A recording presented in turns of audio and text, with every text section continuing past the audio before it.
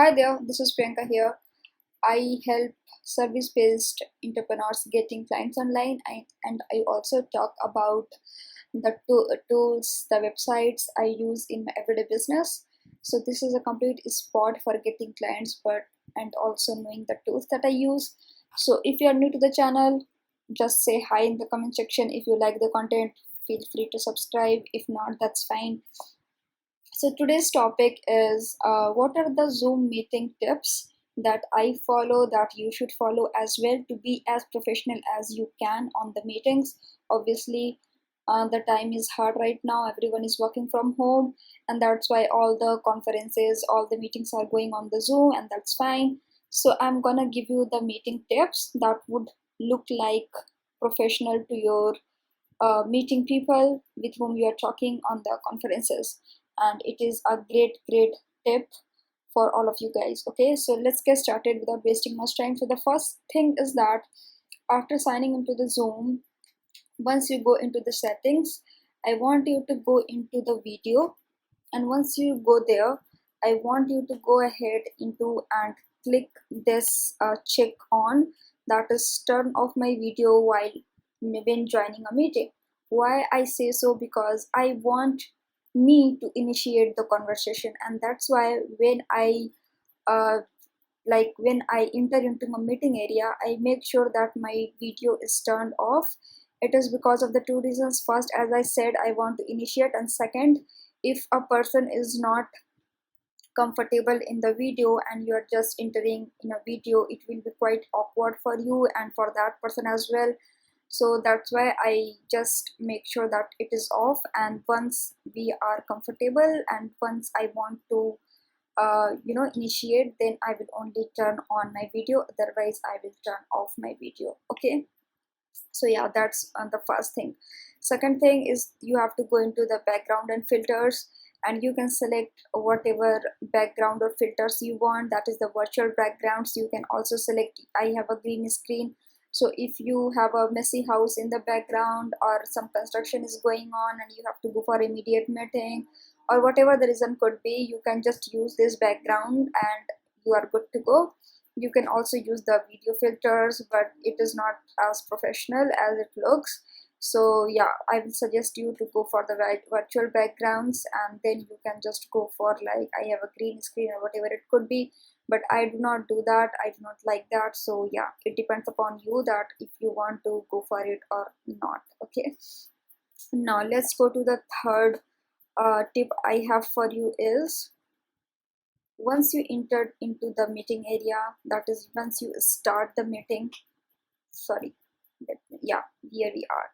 So once we start the meeting, what we are going to do is, we are going to, oh, I selected it. Okay, that's fine, I will remove it later. So yeah, once you start the meeting and once you are doing the presentation, or if you are in the middle of the meeting giving the presentation, or you are listening to a presentation and suddenly your dog starts barking in the background, or suddenly someone comes up, the doorbell rings, or if someone else is in the meeting has their background noises coming out and you want to mute them all, then in that case what we generally do is we just go to the participants and we mute all. But let's suppose that you do not want to do that, it is an immediate thing, you are just in the middle of the presentation or whatever it could be, then there is a shortcut that you can use. If you are using like the PC, then I will suggest that you should go for Alt M, and if you're using a Mac like me, then you should go for Command Control M. Okay, the again I am repeating the shortcut. For the PC it is Alt M, and for the Mac user it is Command Control M. So if you will do that, it will get muted automatically. Okay, so this was the third tip that is a great for looking professional in the meetings. So now the fourth one is that we are going to share the screen.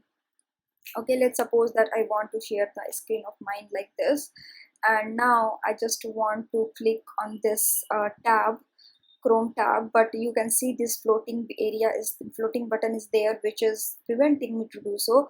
And most of the times what we do is we slide it like this, and then we have to present something here, then again we have to shift it back and all the back forth, and this is not we like. And most of the times what I have observed is that when I have to click on this Google tab, I will simply go into the stop share, which is very unprofessional and it is not a good thing in the meetings.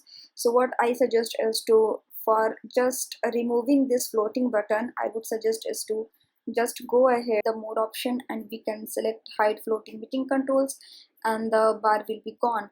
If you want to get it back, you just simply have to go ahead and press the button escape from the keyboard, and you will get back the floating bar over here. Now the next step I have for you is to sharing the new folder that you want to use in the meeting without letting the person know that you are searching for that folder. What does it mean? That let's suppose that I'm sharing this screen with you. Now I want to go into my other folder and I want to take the information from there. But simply normally what we do is we minimize it and we go into that folder, we juggle it around and we get the information and all those things, and the other person gets to see that, and we do not want that, right? I do not want the other person to see my all the other folders stuff in the back end, and I just simply want them to see my screen and not anything else. So in that case what I will do is I will simply go ahead and I will start the new share, and I will simply, let's suppose that I want to get information from there. I will simply select this and I will start sharing it. Okay, so in that case I can simply go ahead and I can take all the information from my other folders, because that person won't be able to see your other stuff apart from this. That is the original one. Once you are done, you just simply come ahead and you can choose again the original screen that you were sharing, and you are done. So in that case that person will not be able to see the back end. Simply you can just select the pause share option as well. So in the pause share option what they can do is they will still see this screen, and you can simply go ahead and you can start doing your work, and that person wouldn't be able to see that. So this is the another feature of Zoom meetings options that you have in this floating bar. Now my next tip for you is to the annotations. Now what is annotations is simply that, and this is the option that is called annotations. You simply have to select it and then you will get to see all the options over here. Now if you want to draw something, if you're giving a presentation and you want to explain something, this option or whatever it is, you simply have to select and that will be done. You have to clear, just select clear all drawings and it will be gone. And if you want to just stamp it, stamping is a very important tool. If you want to explain our certain part of a meeting, for example, I want to explain my moderation alerts, or like let's suppose I want to explain that person unread announcements. So simply I will select this stamp option and I will simply click over here, and then you can see it will get stamped. It means that I'm only talking about this one and not anything else. Okay, so this is again a great option that Zoom offers. Simply you can select other options as well, that is the text option. You can go ahead and you can write the text if you want. So you can use the spotlight or whatever. You just have to simply play around with all the options that you have here. After writing, you want to erase it, you can do that. If you want to format it, I want to change the colors, I can do that as well. So after changing the colors, I can see that the drawing will be different in color. So yeah, this is how annotations work.